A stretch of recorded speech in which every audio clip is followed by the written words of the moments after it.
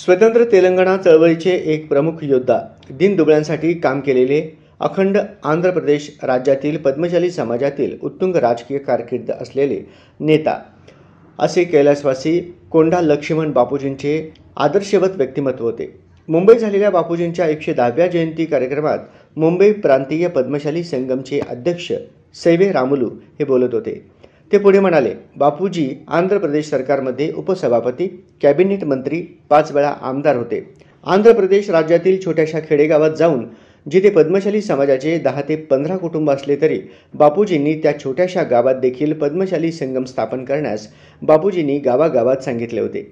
त्यांनी भारत देशाचा दौरा करून राष्ट्रीय स्तरावर अखिल भारतीय पद्मशाली संगमचे 14 विभाग स्थापन केले. सैवे रामुलू पुढे म्हणाले, आचार्य कोंडा बापूजी यांनी जो विचार समाजाला दिला त्या विचाराच्या मार्गावर आपण चालून सर्वांच्या सहकार्याने पद्मशाली समाजाचा विकास करावा. आचार्य कोंडा लक्ष्मण बापूजी यांनी आपले जीवन देश आणि तेलंगणा राज्याला समर्पित केले.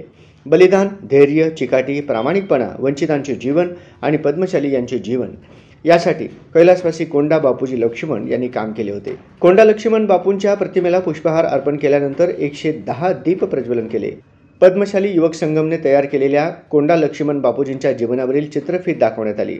हा कार्यक्रम 27 सप्टेंबर रोजी मुंबई प्रांतीय पद्मशाली संगम व पद्मशाली युवक संगमच्या वतीनं त्यांच्या दादर येथील पद्मशाली युवक संगमच्या हॉलमध्ये संपन्न झाला.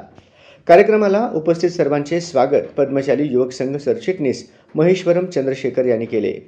पद्मशाली युवक संघ अध्यक्ष गंजी सीतारामुलू, मुंबई पद्मशाली संगम सरचिटणीस यापुरम व्यंकटेश, कोषाध्यक्ष बुधारम राजाराम, महिला विभाग कन्व्हेनर सौ कविता पेरला, आंध्रा महासभा माजी अध्यक्ष संगू सुधाकर, सत्यनारायण तिरंदाज, कुसम नारायण, कोडी चंद्रमौली, प्राध्यापक डॉक्टर गंजेवार यांची भाषणे झाली.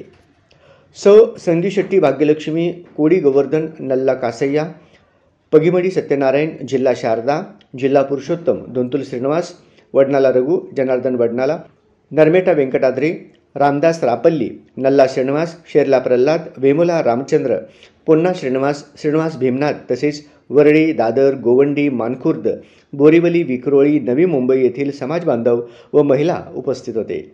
पद्मशाली युवक संघ वतीनं सर्वांना चहा आणि अल्पोपहार देण्यात आले.